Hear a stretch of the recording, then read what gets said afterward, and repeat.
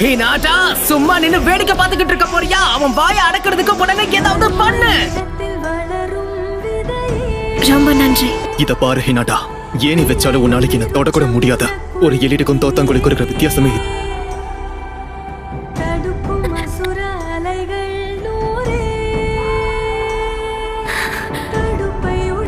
Hinata இவ்வளவு நேரம் ஈடு கொடுப்பான்னு நான் கொஞ்சம் கூட எதிர்பார்க்கவே இல்ல. அவ கிட்டத்தட்ட உன்ன மாதிரிதான். இப்பதான் எனக்கு ஒரு விஷயம் புரியுது. அவ எப்பவுமே உன்னதான் கண்காணிச்சிட்டு இருப்பா.